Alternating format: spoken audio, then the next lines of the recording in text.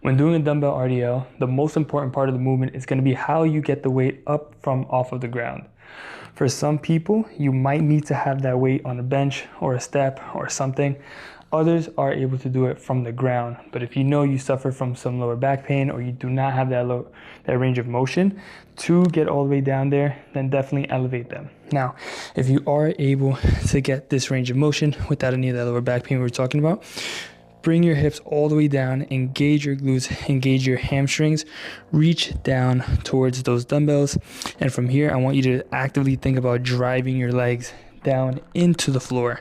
When we do that, we're going to engage your lower body. You're going to squeeze those glutes, those hamstrings, and we're going to be able to do the movement properly. Now that was one repetition, and you know you did it correctly if you're feeling the backs of the leg working.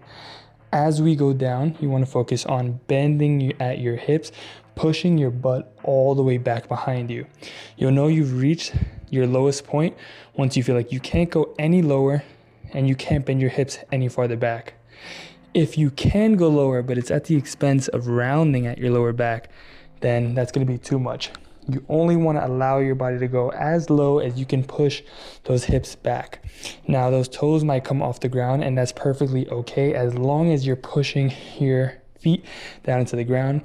And again, you're able to feel all of these muscles engaging. When we're doing an RDL, what makes it an RDL is that we're focusing on your legs being straight. So you want to allow your legs to be as straight as you possibly can. For me, it's here. Your range of motion might be here. For others, it might be forward. But as long as you're trying to push your hips back and get that stretch in your legs without any of that lower back pain, you are doing super well. Now, you are going to feel some tension in your lower back. That's completely okay. We do have muscles in your lower back which are working when you do this movement. So you want to keep that in mind. If you're not experiencing any lower back pain, then you're most likely doing okay. And another really big tip that you want to focus on when doing this movement is, from my experience coaching people, the biggest thing that people want to do, especially if they have a mirror in front of them, is looking forward. Avoid keeping your face looking forward. You want to keep that chin neutral. So you want to keep it just about here, giving yourself something to look at just in front of you. So at the same time, you don't want to keep the head all the way up. You also don't want to choke yourself by bringing your chin down. You want to keep it here. And if there is a mirror beside you, instead of form checking, looking at the mirror, you can use a camera or a phone as a tool to check form, but you don't want to put too much unnecessary pressure rotating at your neck while you're doing this, because that's a recipe for disaster. So biggest takeaways when doing the RDL is allow your legs to get as straight as you can with your range of motion. Brace your core, engage your legs, push those feet all the way down into the ground, and only allow yourself to come up as high as you can maintain tension in these working muscles. If you feel like at the expense of coming all the way up, you start to arch your lower back, that might be a little excessive. It'll be too much.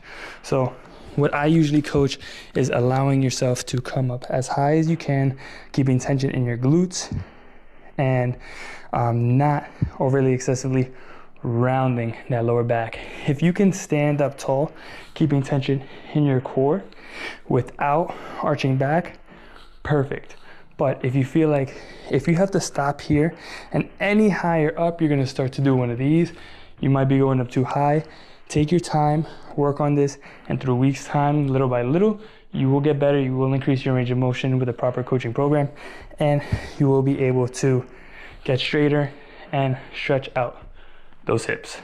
One last tip, if you are able to bring it up from the ground, but just having the dumbbells in front of you is going to be too much pressure on your back. Like you can see, these are kind of flat dumbbells, which are great. However, other dumbbells, you can bring your feet under and then the weight's on the side, so you can actually slide it under without having weight on your foot. If you're able to do it that way, that's perfect. But another tip that you can do is have those dumbbells start from beside you. This should be a little bit easier to lift them up.